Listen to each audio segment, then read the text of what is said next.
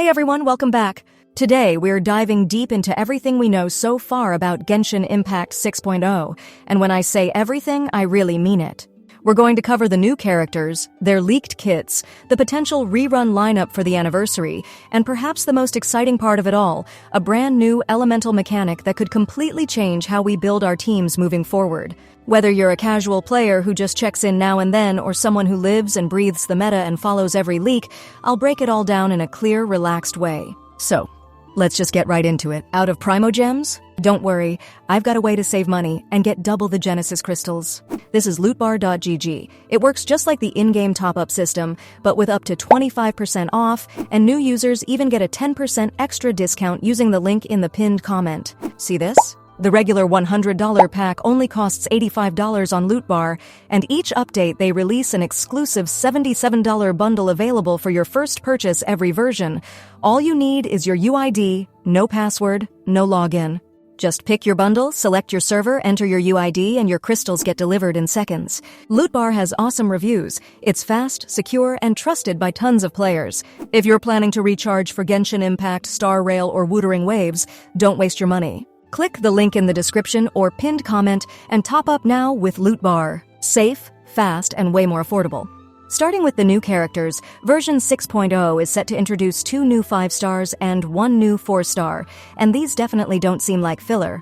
A lot of people are really hyped about this elegant adult woman we first glimpsed at the end of the 5.8 teaser, and yeah, that's Lauma. She's a Dendro Catalyst user, but unlike Nahida or Alhaitham, who typically scale with personal elemental mastery or demand a lot of field time, Lauma is designed purely as a support. She's not a DPS or even a hybrid. Her focus is on amplifying reaction-based team play, especially with Bloom-style interactions. What makes her truly unique is her connection to a brand new elemental modifier called lunar. We've already seen early mentions of a lunar bloom reaction, and leaks suggest this is a twist on the normal Dendro plus Hydro bloom reaction, likely getting a significant boost or alteration from this new lunar-charged mechanic.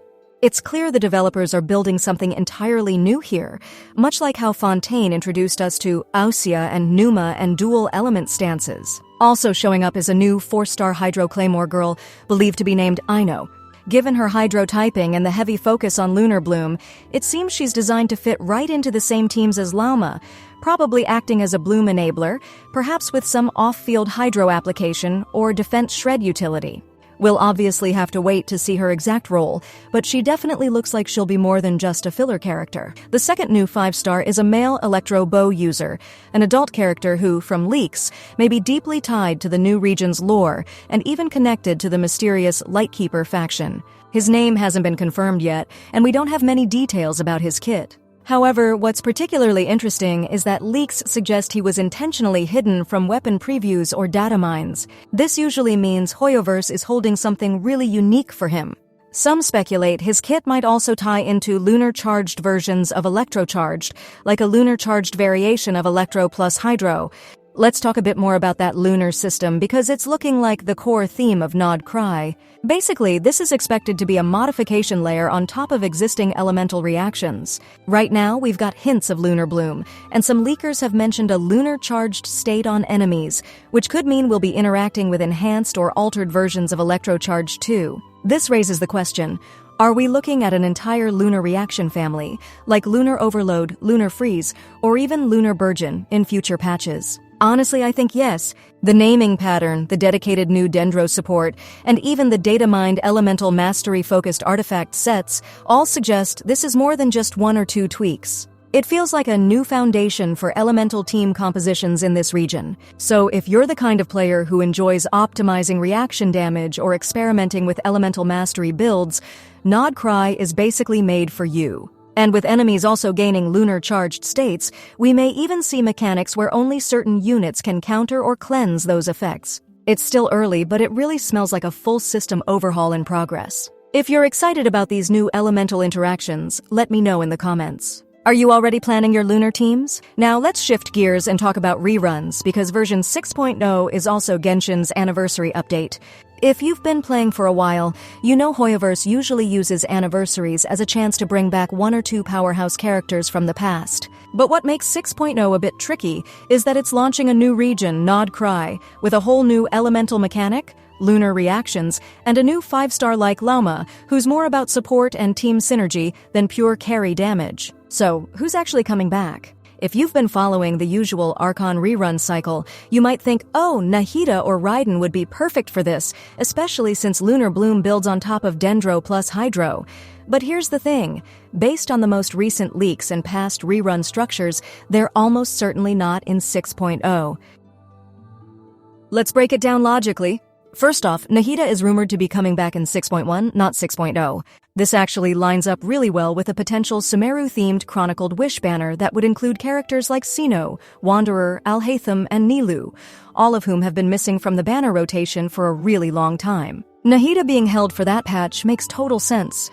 She'd headline a proper Dendro meta rerun cycle. Raiden Shogun just had a rerun in 5.6 as part of the Inazuma Chronicled Wish, so it's too soon. Hoyoverse doesn't typically double-dip reruns unless it's part of some massive story moment, and we're not in an Inazuma arc anymore. Then there's Venti, who hasn't had a rerun, which would normally make him a decent pick, but Mondstadt is also rumored to be getting a new expansion in the future, perhaps old Mondstadt or Hexenzirkel content. So, Hoyoverse is probably holding him for when that arc kicks in to make it thematically relevant. So that leaves us with two real possibilities, Furina or Zhongli. Furina is a fan favorite, absolutely, but her last rerun was just in 5.4. So, from a purely business and balance standpoint, it might be a bit early to bring her back again, especially when players are still recovering from Natlan's huge spending cycle. Also, while she fits the Hydro side of Lunar Bloom, she doesn't quite match the anniversary tradition role, which brings us to Zhongli. And honestly, he's the one that makes the most sense. Here's why. First, he's on exactly the right timing. His last rerun was in 5.2 during the Natlan launch, so by 6.0, it will have been 6 full patches. That's a normal rerun gap, and it matches how Hoyoverse used him in previous anniversary banners too.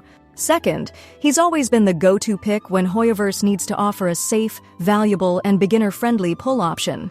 Players who are just coming into the game during a new region launch or coming back after a long break often need a reliable support unit, and Zhongli's shield is still basically unmatched in terms of interruption resistance and ease of use. Especially if Lauma, the new 5-star Dendro support, turns out to be more fragile or field-reliant, Zhongli's synergy becomes even more appealing. Third, it's just tradition.